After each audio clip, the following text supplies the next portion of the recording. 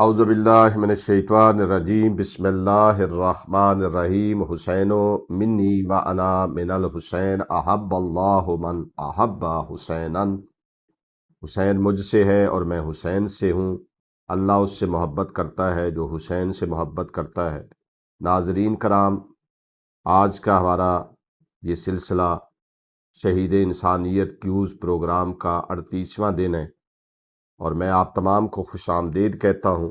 آج ہم اس ویڈیو میں گفتگو کریں گے جنگ صفین کے بعد جب امیر شام کے لیے مولا علی علیہ السلام کا کھلے میدان میں مقابلہ کرنا ممکن نہ رہا تو انہوں نے کون سا نیا طریقہ اختیار کیا، اور اس کے نتیجے میں تاریخ اسلام میں کیا اندوناک صانعات پیش آئے۔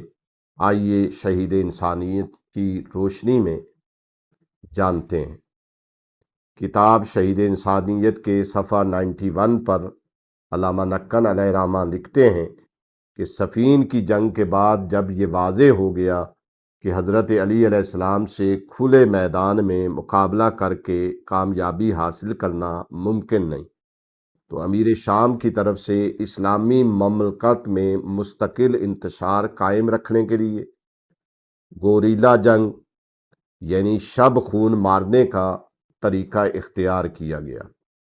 اس سلسلے کا سب سے اندوناک سانحہ بصر بن ابی ارطا کا 3000 کی فوج کے ساتھ حجاز اور یمن پر حملہ کرنا تھا۔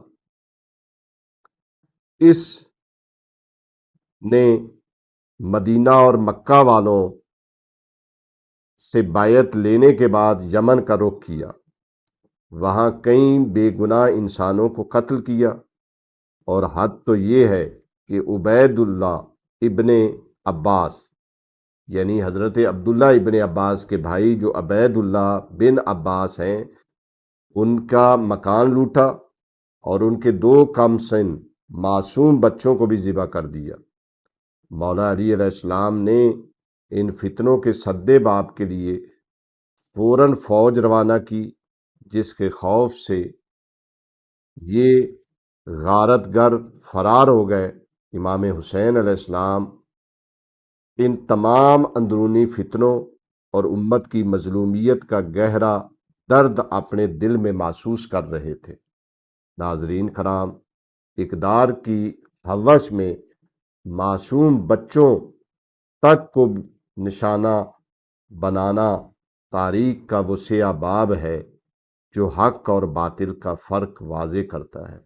آئیے اب چلتے ہیں آج کے سوال کی طرف۔ ہمارے کمیونٹی ٹیب پر جا کر اپنی قیمتی رائے ضرور دیجیے اور مقابلے میں شریک ہو جائیے۔ وآخر دعوانا ان الحمدللہ رب العالمین۔ ہماری گزارش ہے کہ ہمارے فیس بک، یوٹیوب اور انسٹاگرام کے تمام پیجز کو لائک کریں، شیئر کریں اور سبسکرائب کریں۔